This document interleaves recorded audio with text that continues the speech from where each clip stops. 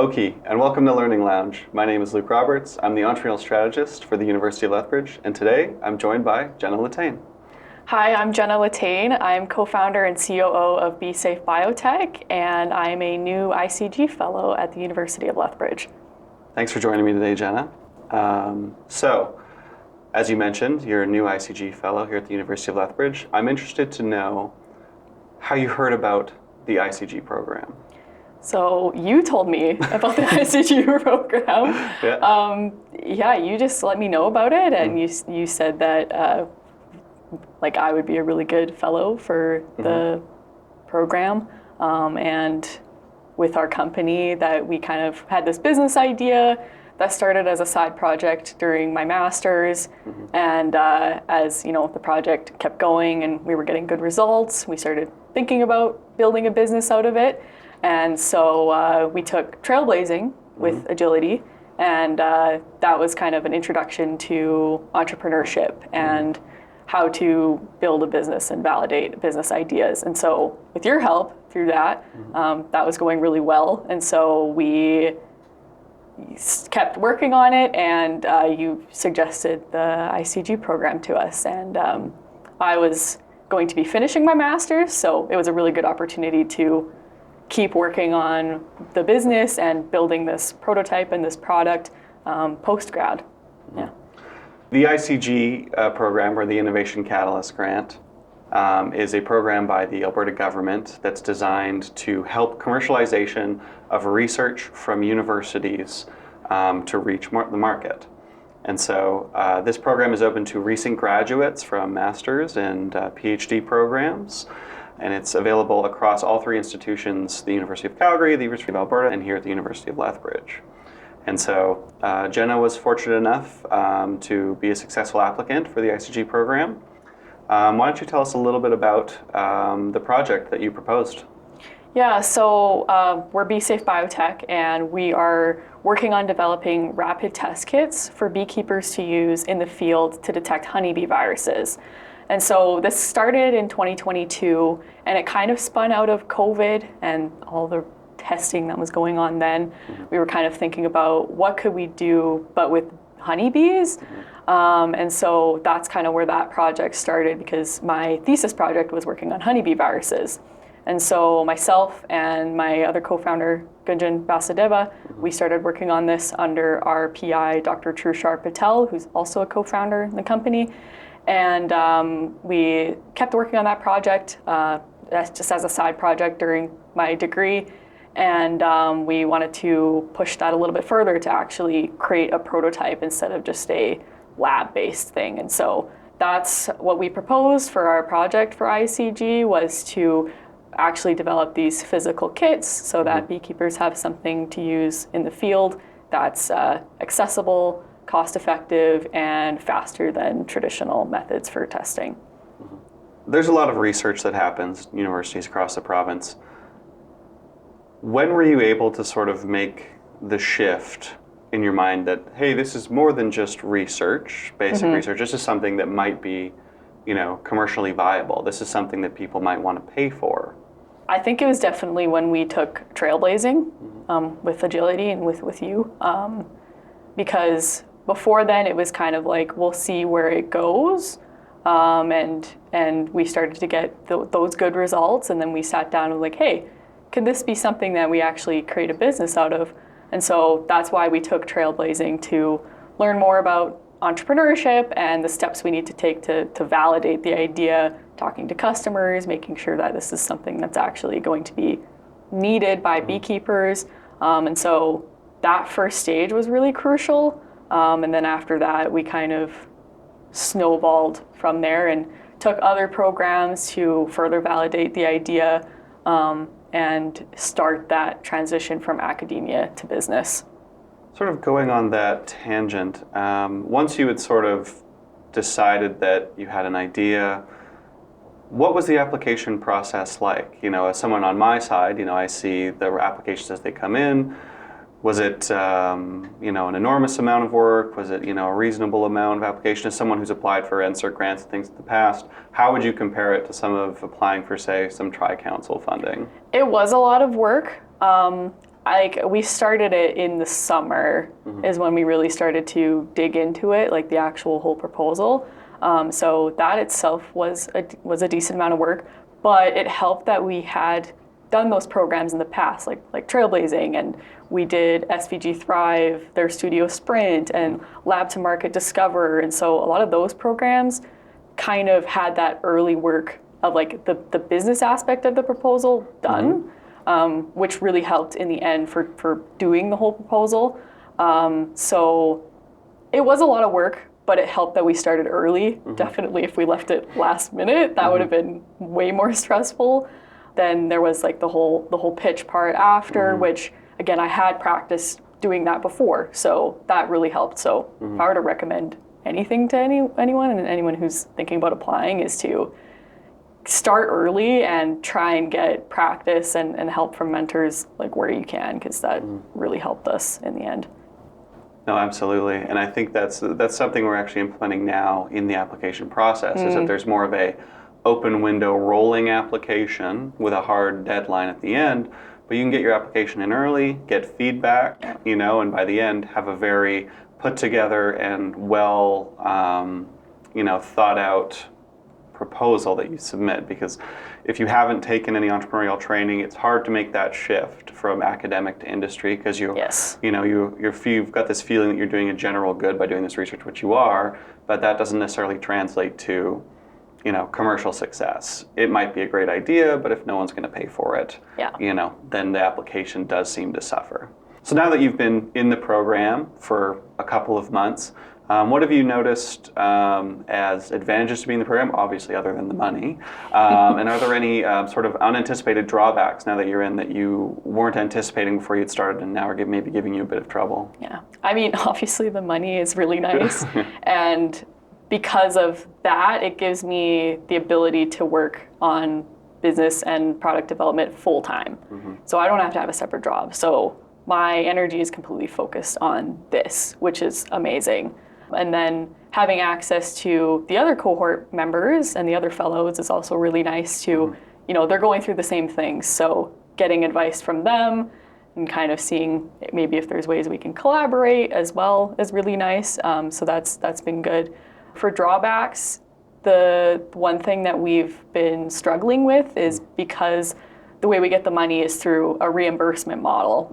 And so if we have to make any really large lump sum payments, that can be a little bit of a barrier and a little bit difficult to try and figure that out in the best way possible without having to go into debt, say. So, because the money's there, but it's just hard because you can't get it right up front. So that's one thing that has been difficult for us. And then the other thing is really, again, still the transition for me from academia to business. Even though I've had a lot of support and a lot of experience with all these other programs, it's still been difficult because it's definitely a different hat that you have to wear. It's not the same. It's very fast paced. And so that transition, from December to January has been difficult, but I feel like I'm finally starting to get more settled into it and really enjoying it. So yeah.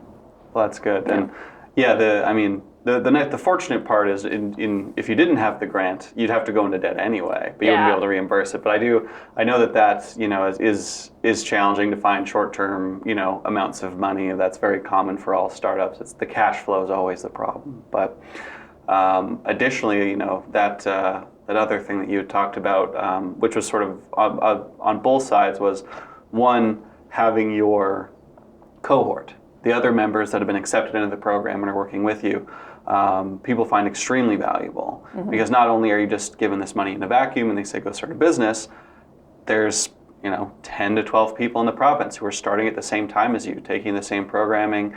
You guys can learn from each other. You can learn from the last cohort, the mistakes that were made, the way that they had things. Hey, do you have anybody for insurance? How did you guys deal with this regulatory body? It's really helpful to have someone just to talk to, as well as there's a lot of discussion about how entrepreneurship is rather lonely. And so to have some people to sort of bounce ideas off of, some people that are going through similar things, some people that are navigating the same program, it's very helpful for them that they've expressed to have this sort of cohort model. Additionally, that transition you mentioned from academia to commercialization, it's never easy for anybody. It's very difficult because you've got an entirely different skill set that you need to develop, a different way to think about problems. Sure, you have experience with project management, with how to solve scientific problems, but all of a sudden you're managing people, you're managing budgets, right, which may or may not be part of your academic journey coming right out of grad school. Additionally, you're doing things out of curiosity.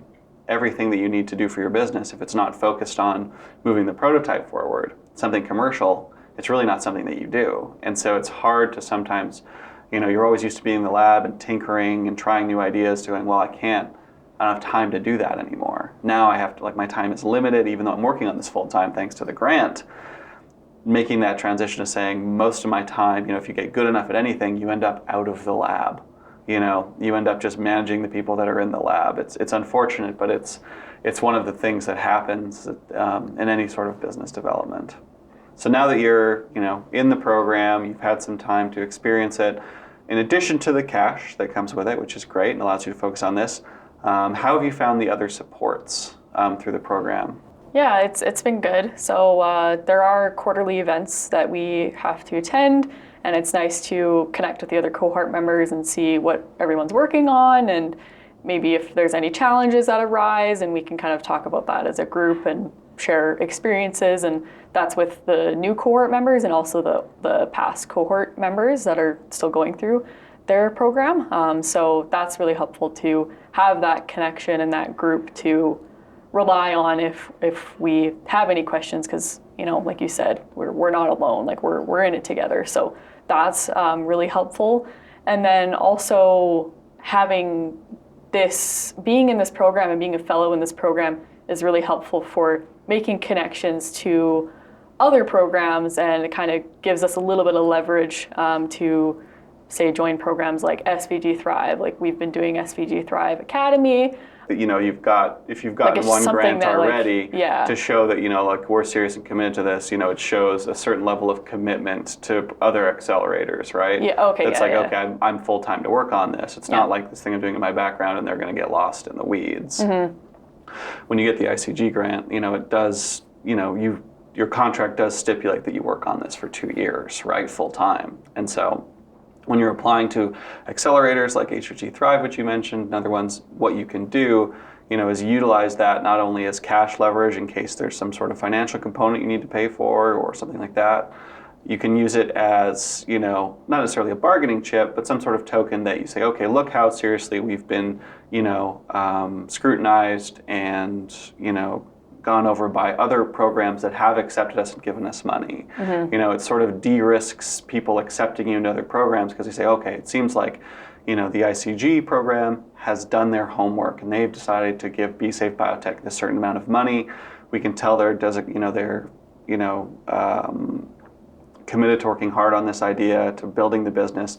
And so that de-risks us accepting them into our program because there's a lower chance that they sort of, leave or get tired or take another job because they're committed to this business for at least this length of time. So in addition to the stipend and the startup funds that come with this, there's a number of other supports. There's ecosystem support, so connections through people like myself who help you facilitate connections to intellectual property firms, to general business development, to tax help. There's a number of teaching sessions that go along with each quarterly session, and so we'll bring in people that can help you with startup finances. We'll bring in IP lawyers to go over the do's and don'ts of patenting and when to announce technologies and not. We'll even bring in people to help you around tax time for shred claims and things like that. How have you found that this program has, one, helped you start? Do you think you'd be able to have started this company without the ICG program? And two, have you found that you've been able to leverage your success in this program into anything else? Yeah, so first question, probably not, or if so, it would have been a lot slower because I wouldn't be able to work on it full time. So there definitely wouldn't be as much momentum. It wouldn't be as quick pace as we're going right now. So Probably not as successfully. We wouldn't have been able to start. And then for leveraging for anything else, we have gotten a MyTax e-accelerate so we leveraged some ICG funds to get this MyTax project as well. So that gives us a little bit of extra cash for lab materials that we need. So that's been really helpful as well, and wouldn't have been able to do that without the ICG. So in addition to these ability to leverage into other programs, which can give you more funding, have you found that the connections that have been facilitated for you have been helpful in your development as, switching from that academia to entrepreneur? Yes, especially your help, because we've been meeting bi-weekly. And so your help has been really good because you've gone through similar thing, going from academia into business. And so getting your perspective on things has been really helpful. And then also, seeing the other ICG cohort members, and we're all going through a similar thing. So that's been helpful as well. Yeah. Well, I'm glad to hear that's been helpful, especially myself. All of the ICG fellows, whether they're at any institution, are paired with, mentors to help them through the programming. There are people that facilitate the program, like myself, and there are mentors usually within the program that you're introduced to at these quarterly events that you can approach for a non-formal, mentorship sort of guiding program, right? In addition to the mentorship and the, collaborative spirit you can feel from your cohort. I think this program is really excellent because it addresses the two main issues that I've found every research commercialization, sort of faces. The two is that when they're a graduate student coming out of grad school, they never have any money.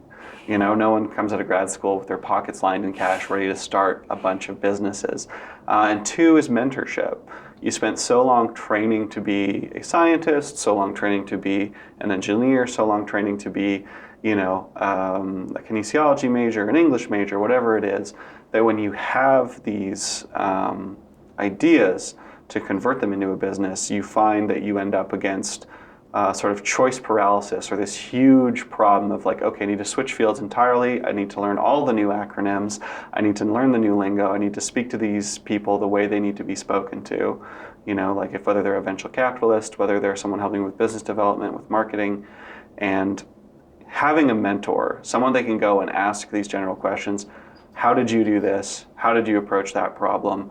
Is there anyone you can connect me to on this? I find is almost more valuable than the cash.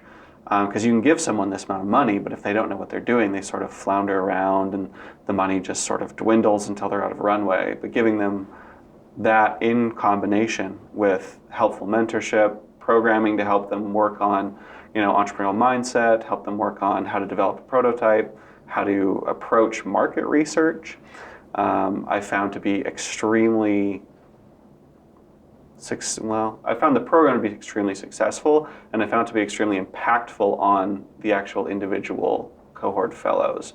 They come out sort of transformed. They get this 2-year sort of incubator where they've spent 2 years having the runway, having the cash, and then now it allows them to sort of launch. If I can ask you about that, I know you've just been accepted, but do you have any sort of ideas for your launch after the program? Yeah, so we do want to apply for more grant non-diluted funding, and then we are open to taking in external investors as well to have more cash flow. But our goal is our timeline is to have be ready for commercialization by 2027. So by the end of the ICG program, we would like to have a minimum viable product ready to go for then. And then by that point, we're hoping that we can take advantage of some of the grants that are more geared towards commercialization instead of prototype development. So that's what we're hoping. So you've brought up Trailblazing a few times. For the people at home that might not know, I can give them a brief introduction to that. Trailblazing is a 6-week startup boot camp, which you're very familiar, where you will take your idea and you will test it. We have working sessions. It's the same sort of cohort model. Usually it's in person. You can also do it asynchronously if you can attend. It's open to staff and students at the U of L as well as general community. what you'll do is you'll take your idea and we'll go through a series of steps where we actually dig really deep into, okay, who are your first customers? How are you doing this market research? What is your first prototype going to look like? We'll dip a little bit into cash flow and just do some hard sort of gut checks on, okay, if you want to sell this thing for $1 and you want to make $100,000, means you need to sell at least 100,000 of them, assuming it doesn't cost you anything to produce. And a lot of people will get to that stage and haven't done the quick back of the napkin math on that. We can do some more in-depth cash flow stuff with some spreadsheets and things like that. And we'll also go over how you can pitch your idea for results, because a lot of the time when you're in this space, you need money to get started. And you'll get that money either from friends, from family, or you'll get it from investors, whether it's a bank, a VC firm. And so to put everything, your idea together, really helps crystallize it for you in slides and how it goes. Additionally, that allows you to pitch that idea to other people clearly and effectively. And so you're not saying, well, I've got sort of this idea that's about bees. You have a very good idea that says, here's the exact idea I have, here's how I think it will make money, here's who I'll sell it to, and here's how much I need or how the kind of help that I need. In addition to Trailblazing, we offer a lot of supports here at the University of Lethbridge, additionally, provincially and nationally. There are programs like IP Mindset, IP Forward Mindset, that is a micro-credential which is open to everybody at no cost. We've got the Launchpoint Pitch Competition, so if you've just got a business idea but you haven't really formalized a lot of the ideas or formed a company yet, you can pitch at that each year and a chance to earn money. I know that you did very well the year that you pitched. Additionally, we have supports like Lab to Market, which helps with a very similar program to Trailblazing, a sort of 3-day, get your idea, test it really roughly, and then, okay, at this point, if you think it's still a good idea, now we're going to go into some very serious market research. And so you can go into the Validate program, or you can do our new Validate program that we're developing here at the University of Lethbridge, where you're forced to go out and ask other people about your idea, because nobody in your family will tell you have an ugly baby, and so you have to go out and talk to strangers about this sort of thing. Additionally, a lot of the supports come from the mentorship and then the network navigation, because when you get into the ecosystem of entrepreneurship, there's a million programs, there's a million people to meet, every program has an acronym, there's tons of accelerators. Trying to find the ones that are effective for you is very time consuming, and so speaking to people like me whose entire job it is to navigate the system and to help you get to the place you need to go can be very time saving and super helpful. I would recommend to anyone who's thinking of applying for the SG program to do some of these programs first. If you've got this idea, sign up for Trailblazing, kick the tires of your idea, see if it still holds up. If that's going well, then consider these formal applications. Even just submit an application first, now we've got that rolling window, see the feedback you get and build on it there. But the more programming and the more stuff that you can do, the better your idea will become, the more refined your idea, and the easier it will be. And it won't just be, oh, my project's bees, ? When we first met, your idea was, oh, I'm interested in studying bee viruses, which was a very academic project. And it was, it's interesting and it's good and it's topical and it makes a lot of sense. But now, through taking these programs, you've seen sort of the shift that's taken place. No longer is it just, I'm interested in studying bee viruses because bees are an important part of the ecosystem, both, economically and, ecologically. But they're also, this idea is not just about bees being interesting. It's about, okay, now that they're really important for, agriculture and these things, perhaps we've got a solution for these people that need one. And so I'd like to talk a little bit more about that. As part of the ICG program, you do need a hardware component to apply. And so it can't just be a software. There needs to be some physical asset currently. Depending on the renewal of the program at the time, please check the eligibility criteria for anybody at home. But that's currently the sort of standard for what is fundable. I'm interested on how you've taken your idea, converted it into this solution, and how you've gone from a very theoretical, no one really thinks of working on studying bee viruses as a physical product, to how you've developed this into what would be, a piece of hardware for sale. Yeah, no, it's interesting because a lot of biochemistry and biology work you can't really see it with your eye. It's all small, like in a tube. So you're not really thinking about the hardware component when you're doing like a research project most of the time. But we really wanted to take that and make something physical out of it, a physical detection kit that's easy to use for beekeepers that don't need training, they don't need expensive lab equipment.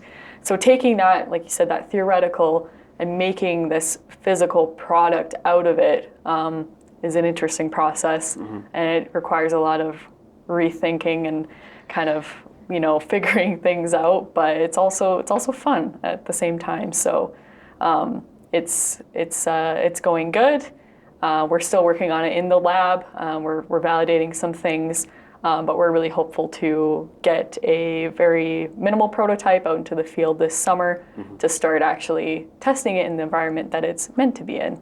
The end goal for your product is to have something that farmers can use, to have something that scientists can use. Who's the user, and I guess who's the customer? Are they the same person? Yeah, so the user will be beekeepers. So our goal is to have it easy enough that, like I said, anyone can use it without any training, and there won't be any expensive equipment involved, and it should take less than an hour. So beekeepers should be able to use it, and that's the goal. They will also be the customer. They will be buying these kits. However, we're also looking at marketing the kits to beekeeping supply stores so that they can distribute the kits to a wider audience of beekeepers in Canada.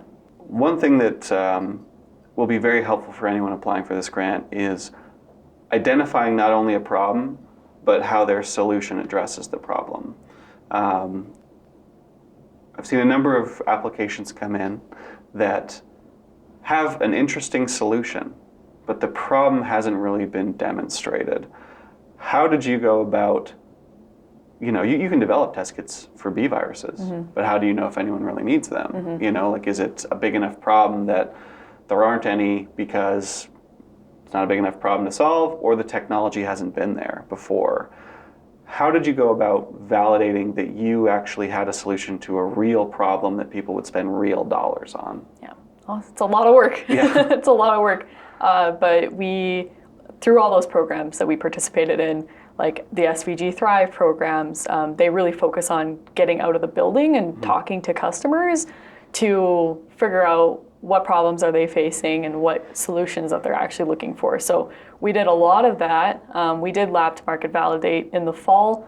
My co-founder Gunjan did that, and she did 60 customer interviews to beekeepers, hobby beekeepers with not a lot of hives, up to commercial beekeepers with thousands of hives, to see the problems that they're actually facing. And what we found from a lot of them is that the traditional way of testing for honeybee viruses and pathogens is to ship samples away to diagnostic labs.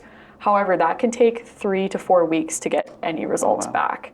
So that time is really precious, and a lot of them did say that having something that would be quicker and cheaper would be really useful so that they can be more proactive and treat kind of as needed or isolate hives, even for other diseases as well. So we're starting with honeybee viruses, but the technology that we're using acts as a platform, so you can adapt it for other diseases as well. So in the future, we do want to expand to more than just viruses, because there are a lot of diseases for bees, and a lot of them are very bad. So a lot of beekeepers have said for, say, some bacterial diseases, if they're able to test sooner or be more specific about where they're testing, instead of sending large composite samples of bees, that they can actually save some more money with treatments, like antibiotic treatments. They don't have to mass treat this large amount of honeybees and potentially contribute more to antibiotic resistance. So that's kind of another value prop that our product can give beekeepers as well. So, yeah. Okay. Interesting. So would you say that if someone has some research that they want to commercialize, they've got some project they're working on, they think, hey, somebody might pay for this, would you say that that market validation, that go out and speaking to actual customers, is the most important step? Yeah. Yeah? I would say so. Because, I mean, if you're going out and you're getting those answers sooner, you can pivot if you need to. Like, say, if you're kind of working on this thing and then your customer is saying, okay, but that's nice, but this is more so what we're worried about. If it's if it's similar enough, you can make that decision to pivot before you get way too into the weeds with like an actual prototype.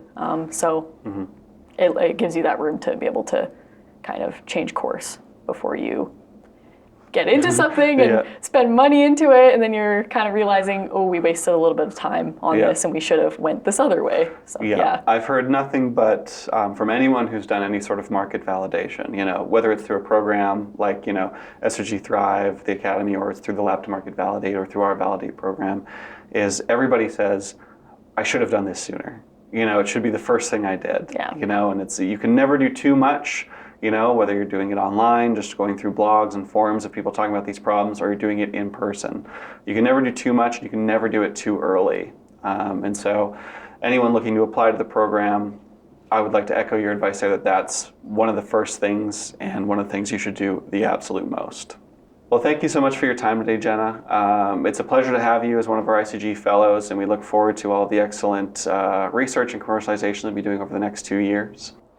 If you have any questions about entrepreneurship, any of the programs that were mentioned today, any business ideas that you'd like to just go over, whether you're a staff, you're a student, you're a community member, if you want to apply for the ICG program, please reach out to me or us here at the Agility at the University of Lethbridge. Thank you.